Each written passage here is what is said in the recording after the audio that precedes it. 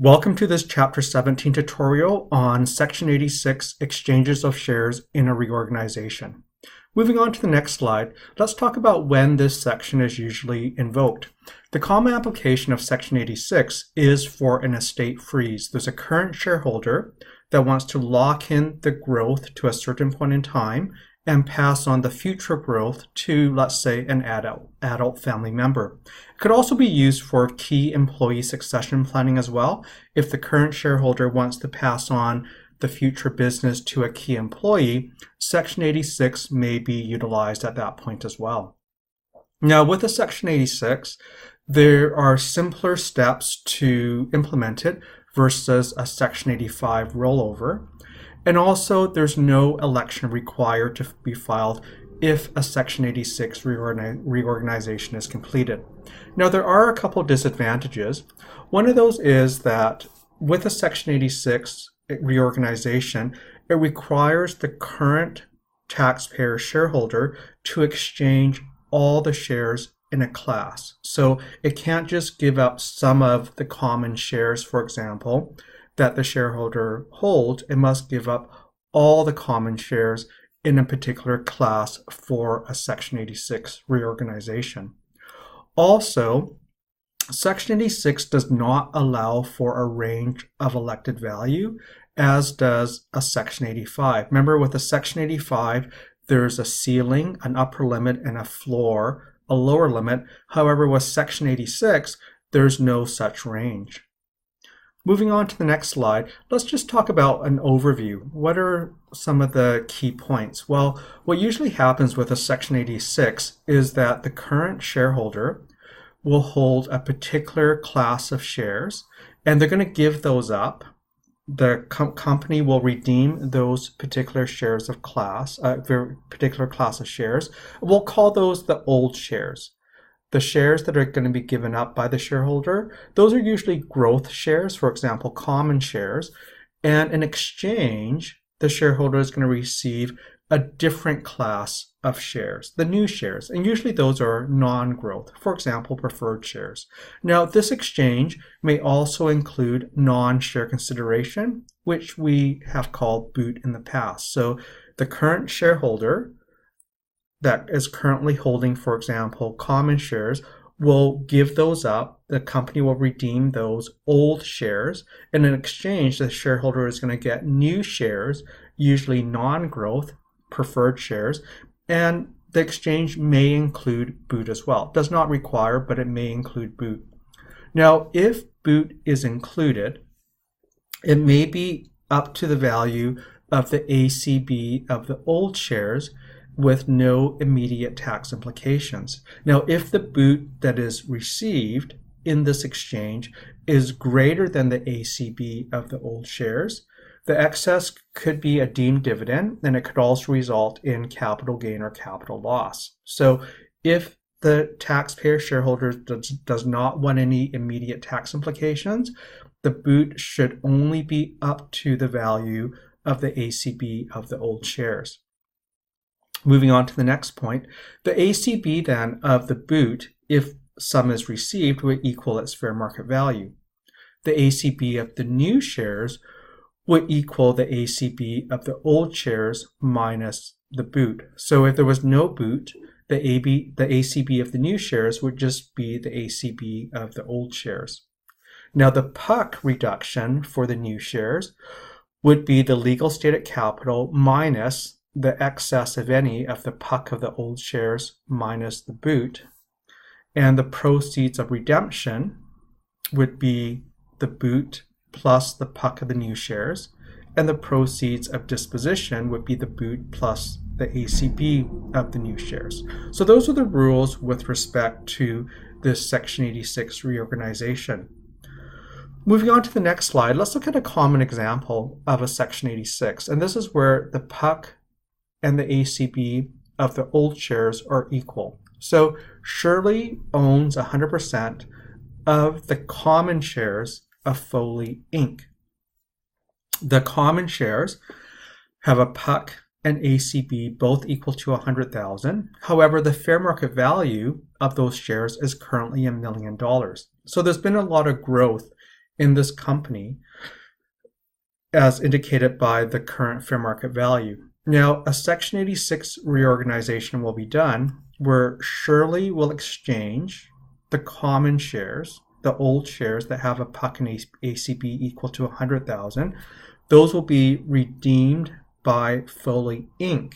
And in exchange, Foley Inc. will issue preferred shares that have a legal stated capital equal to the fair market value of 925,000 and also a note of 75,000. So the total consideration received will have a fair market value of $1 million, which is equal to the current value of the common shares.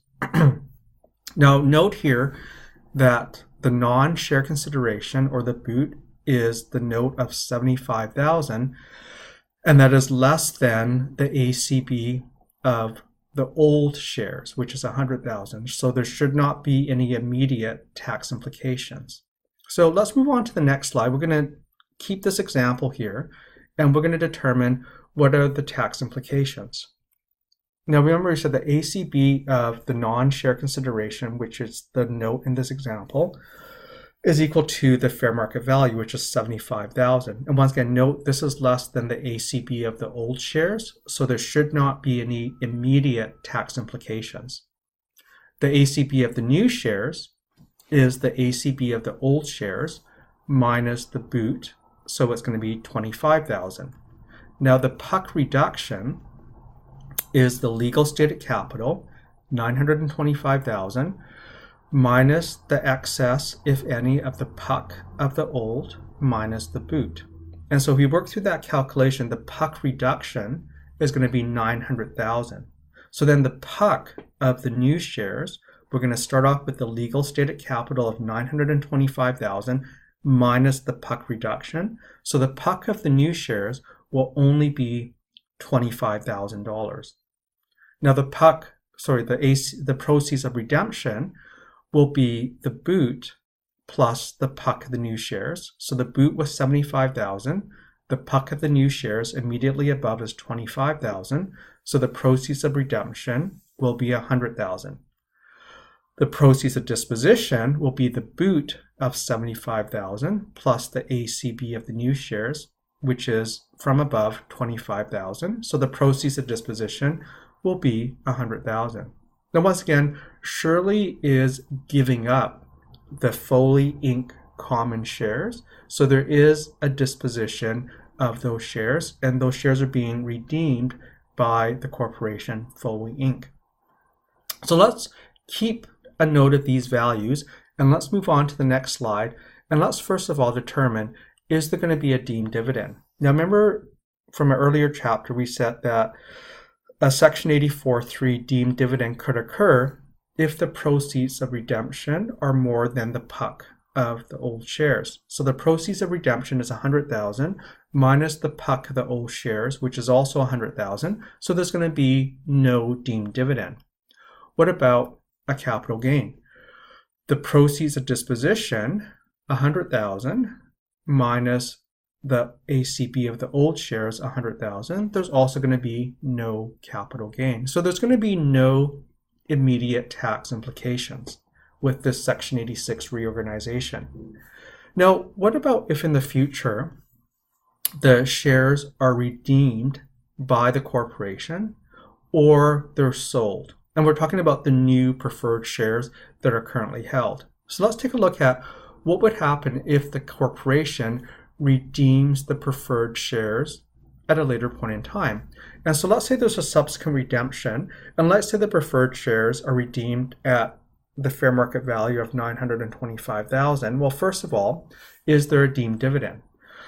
Deemed dividend would be the proceeds of redemption of 925 minus the PUC of the new shares, 25,000. So there would be a deemed dividend of 900,000. What about a capital gain? Well, the proceeds of disposition of 925 need to be reduced by the deemed dividend of 900,000. So the adjusted proceeds will be 25,000 minus the ACB of the preferred shares of 25,000. So there would be 0 capital gain. Once again, there would be, though, a deemed dividend of 900,000. Now that's if the company was to redeem the preferred shares. What about if there was a sale of the preferred shares to a third party? No redemption, just a sale. So if there was a subsequent sale, let's say to a third party at fair market value of 925,000, then there would be a capital gain. The proceeds of disposition of 925,000 minus the adjusted cost base would equal a capital gain of 900,000. 50% of that would be taxable. So that's sort of an overview of a basic Section 86 reorganization. Moving on to the next slide, let's take a look at one of the assignment problems in your textbook. Assignment problem 17-2. Now in this problem, there's two parts. The first part is there's a Section 85 rollover at January the 1st, 2014. So read the question and see if you can determine what is the ACB and the PUC of the common shares after the Section 85 rollover at January the 1st, 2014. So pause the video now and determine those two amounts. Okay, let's take a look at the ACB and the PUC of the common shares after the Section 85 rollover. Now with the Section 85 rollover on January the 1st, 2014, the elected value is 1,986,000 minus the boot of 1.5 million. So the ACB of the common shares will be 486,000. Okay, what about the PUC? Well, we have to determine if there's going to be a PUC reduction. Now remember, the PUC reduction formula is A minus B times the ratio of C over A.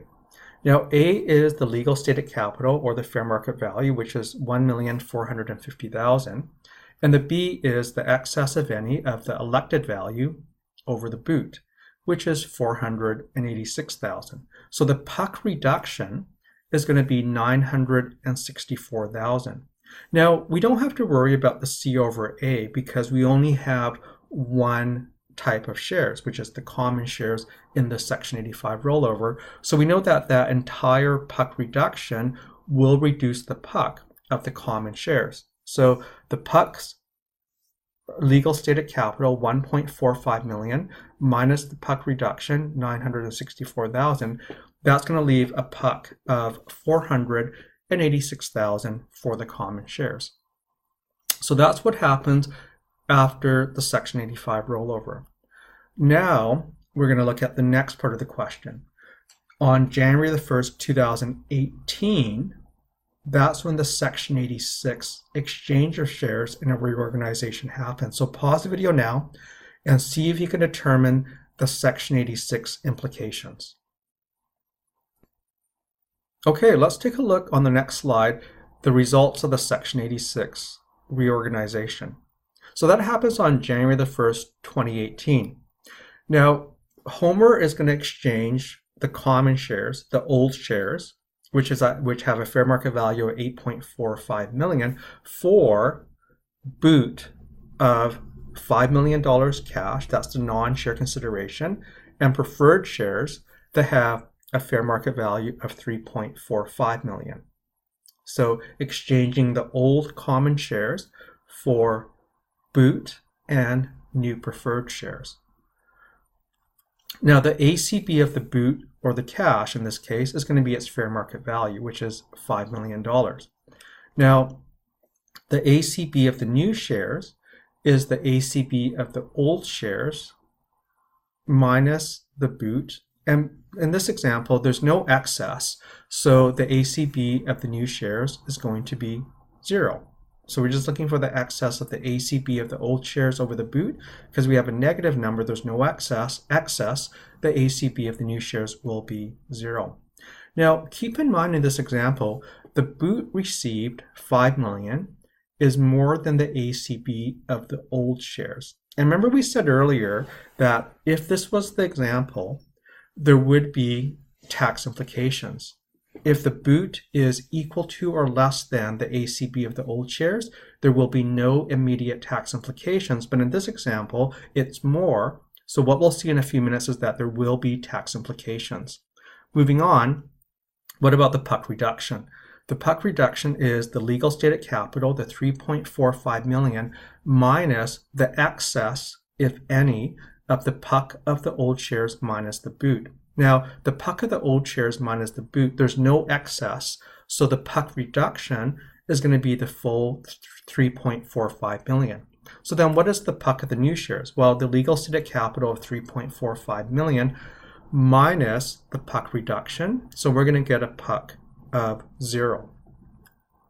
The proceeds of redemption, as we learned earlier, is the boot of $5 million plus the PUC of the new shares, which is 0. So the proceeds of redemption is $5 million, and the proceeds of disposition is the boot, $5 million, plus the ACB of the new shares, 0. Proceeds of redemption is $5 million.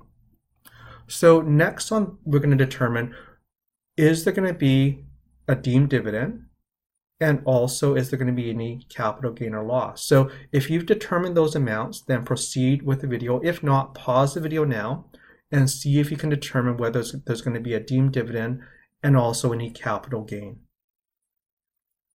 So let's go on to the next slide and let's see, is there a deemed dividend? Well, the proceeds of redemption of $5 million less the PUC of the old shares that were given up of $486,000, there is going to be a deemed dividend of $4,514,000. Now remember, we said that if the non-share consideration, the boot, is greater than the ACB of the old shares, there will be tax implications. And so here we have a deemed dividend of $4,514,000. And based on the question, because the company has no GRIP balance and no RDTOH balance, this will be a non-eligible dividend. What about the proceeds of disposition? Well, the proceeds of disposition is $5 million. Now that has to be adjusted downward by the deemed dividend of $4,514,000. So the adjusted proceeds will be $486,000 minus the ACB of the old shares that were given up, which is the same amount. So there will be no capital gain. Once again, there is going to be a deemed dividend. Now, let's look at part B of the question. Once again, part B of the question, if you haven't done it yet, pause the video now. But if you have, let's talk about part B. Part B says, what happens on February the 1st if the company was to redeem the preferred shares for $3.45 million? Now, the proceeds of redemption is going to be $3.45 million minus the PUC of the new shares, which is 0, as we determined on the previous slide. So once again, there's going to be a deemed dividend of $3.45 million, and that's going to be a non-eligible dividend. Now, the adjusted proceeds of disposition, $3.45 million is the proceeds of disposition minus the deemed dividend of $3.45 million. So the adjusted proceeds will be 0 minus the adjusted cost base of those new shares, which is also 0. So there's going to be no capital gain. So just as a quick summary, Homer was trying to lock in the current fair market value of the company by exchanging his common shares with non-growth preferred shares and boot. And Orpheus, the adult son, was going to buy common shares at that point, and those are the growth shares, so all the future growth would accrue to Orpheus, who holds the common shares. So as we can see from this simple example, Section 86 exchanges of shares in a reorganization is often used for succession planning. So this brings us to the end of this Chapter 17 tutorial on Section 86 reorganizations. Good luck with your studies.